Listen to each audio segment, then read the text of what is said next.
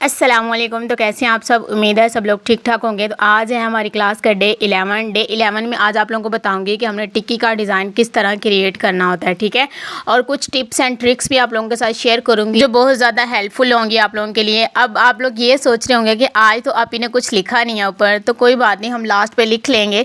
तो यहाँ पर हमने क्या करना होता है, जो सेंटर वाला पॉइंट होता है ना, उससे नीट बनाना है। और साथ में इस बात का भी ध्यान रखना है कि उसके अंदर बैलेंस आए। ये ना हो कि वो एक साइड की तरफ ज़्यादा है और दूसरी साइड की तरफ हमारे पास स्पेस जो है वो कम बच रही है। तो आप लोगों ने ध्यान रखना है कि उसके अंदर बैलेंस आना चाहिए। अगर सेंटर वाला सर्कल या पॉइंट जो आप बनाएंगे उसके अंदर बैलेंस नहीं ना होगा, फिर सारी टिक्की का डिज़ाइन ख़राब हो जाएगा। उसके अंदर बैलेंस बिल्कुल भी नहीं आएगा। कहीं पे आप लोगों को ज़्यादा पत्तियाँ बनानी पड़ जाएंगी, कहीं पे कुछ हो जाएगा, कहीं पे कुछ हो जाएगा। तो जो सेंटर में हमने चीज़ बनानी है ना, बेशक आप गोल सर्कल बड़ा सारा बना रहे हो या फिर डॉट लगा के, जिस तरह मैंने स्क्रोलिंग की आप लोग उस तरह कर रहे हो, जिस तरह भी आप लोग कर रहे हो ना, बस सेंटर वाला पॉइंट आप लोगों का नीट एंड क्लीन बनना चाहिए और बैलेंस उसके अंदर आना चाहिए। जैसे कि ऊपर वाले डिज़ाइन के अंदर मैंने जो है वो गोल सर्कल बनाया हुआ है और उसके अराउंड जो है वो मैंने पत्तियां बनाई हुई हैं और उसको कंप्लीट किया हुआ है। लेकिन यहाँ पे हमने क्या किया है, पहले डॉट लगाया, डॉट लगा के उसको स्क्रॉल किया है। स्क्रॉल करके अब ऊपर छोटे छोटे मैं जो है सिक्सर बना रही हूँ, ठीक है।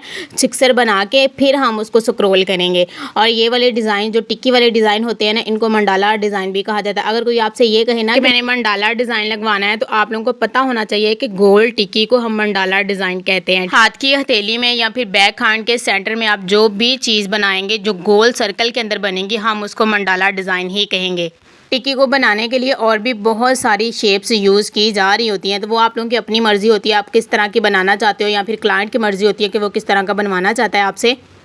अब यहाँ पे मैंने सिक्सर बना के छोटे छोटे उसको कंप्लीट किया है। सर्कल को कंप्लीट करने के बाद उसके ऊपर डबल लाइन किया। अगर मैं डबल लाइन नहीं करूँगी तो वो चीज़ वाज़ा नहीं होगी जो चीज़ मैं वाज़ा करना चाह रही हूँ यहाँ पे, ठीक है। इस वजह से मैंने उसको डबल लाइन कर दिया। डबल लाइन करके अब हम इसको स्क्रॉल करेंगे। अगर हम डबल लाइन नहीं करेंगे और स्क्रॉल कर देंगे तो वो लुक अच्छी नहीं आएगी। तो इसी वजह से मैंने उसको पहले डबल लाइन किया है, उसके बाद उसके ऊपर स्क्रॉलिंग की है। हर चीज़ अलग अलग जो होगी वो नज़र आएगी। जब आप घिच मिच सारा कुछ मिक्स कर दोगे ना, फिर पता नहीं चलेगा। तो हर चीज़ को आपने प्रॉपर शेप दे के फिर कंप्लीट करना है और फिर नेक्स्ट स्टेप की तरफ जाना है। यहाँ पे मैंने वीडियो की स्पीड इतनी ज़्यादा स्लो की हुई है ना कि आप लोग सोच नहीं सकते, ठीक है। इसलिए स्लो किया है कि आप लोगों को इजीली समझ में आए और हर चीज़ प्रॉपर आप लोगों को नज़र भी आए कि किस तरह हमने चीज़ को बनाना है। अगर आप लोगों को वीडियो के अंदर चीज़ समझ में नहीं ना आ रही होती, तो मैंने थंबनेल के ऊपर जिस डिज़ाइनिंग की पिक मैंने लगाई होती है वो यही डिज़ाइनिंग होती है जो वीडियो के अंदर बनाई जा रही होती है। अगर आप लोगों को वीडियो में समझ नहीं आती तो आप थंबनेल से देख लिया करो कि किस तरह की डिज़ाइनिंग बनाई जा रही है। तो स्क्रॉलिंग भी हो गई है कंप्लीट। हम इसको ऐसे भी छोड़ सकते हैं एंडिंग पॉइंट देके, लेकिन मैं इसको ऐसे नहीं छोड़ूंगी, बल्कि मैं इसके ऊपर सिक्सर बना के फिर से स्क्रॉलिंग करूंगी, छोटे छोटे फ्लावर बनाऊंगी और उसको कंप्लीट करूंगी। फ्लावर बनाने के बाद जो स्पेस मेरे पास बचेगी ना, वहाँ पे मैं एंडिंग पॉइंट लगा के इसको कंप्लीट कर दूंगी। बहुत आसान होती है, बस आप लोगों ने खुद से देखना होता है कि कहाँ पे हम कौन सी चीज़ अटैच करेंगे तो बैलेंस अच्छा बनेगा। ऐसा बिल्कुल नहीं करना कि आप लोगों के पास स्पेस कम है और आप बड़ा सारा फ्लावर बना रहे हो या बड़ी सारी पत्तियाँ बना रहे हो या बड़े सारे जो है एंडिंग पॉइंट बना रहे हो, उससे डिज़ाइन के अंदर बैलेंस नहीं आता, बल्कि बैलेंस आउट हो जाता है। क्योंकि जब आपने एक चीज़ बहुत बड़ी बना दी है तो उससे ज़ाहिर सी बात है बैलेंस आउट ही होगा। ये जब आप लोगों ने स्क्रॉलिंग वाले फ्लावर बनाने हैं तब भी ध्यान रखना है कि कोई बड़ा ना हो जाए, कोई छोटा ना हो जाए।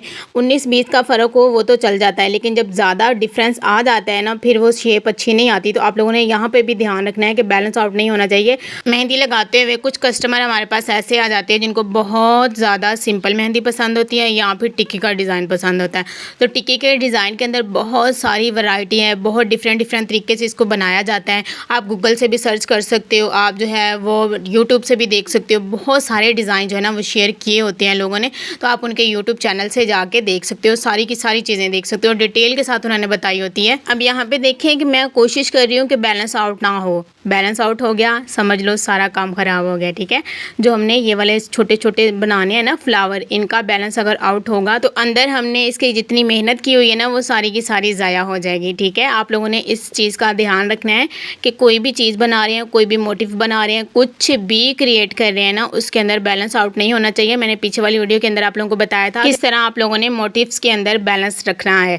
ये देख लें, अब यहाँ पे प्रॉपर एक उसकी शेप बनी है सर्कल के अंदर। जब आप लोगों ने ये स्क्रॉलिंग करनी है ना, तब आप लोगों ने ध्यान रखना है कि स्क्रॉलिंग जो है वो भी नीट एंड क्लीन बननी चाहिए और उसका साइज़ भी प्रॉपर होना चाहिए, मतलब एक जैसा एक्सरसाइज होना चाहिए। ये ना हो कि एक फ्लावर की स्क्रोलिंग जो है वो आपने बड़ी बड़ी कर ली और एक फ्लावर की स्क्रोलिंग जो है वो छोटी छोटी कर ली है, इससे भी बैलेंस आउट हो जाता है। तो अब टिक्की से ही मिलता जुलता डिज़ाइन मैंने फिंगर पे भी क्रिएट कर दिया है। यहाँ पे भी कोई इतनी ज़्यादा खास मैंने मेहनत नहीं की, सिंपल वही चीज़ें इसमें भी रिपीट की हुई हैं। स्क्रोलिंग की है, लाइनिंग लगाई है, फ्लावर बनाया और लास्ट पे एंडिंग पॉइंट देके इसको भी कंप्लीट कर देना है।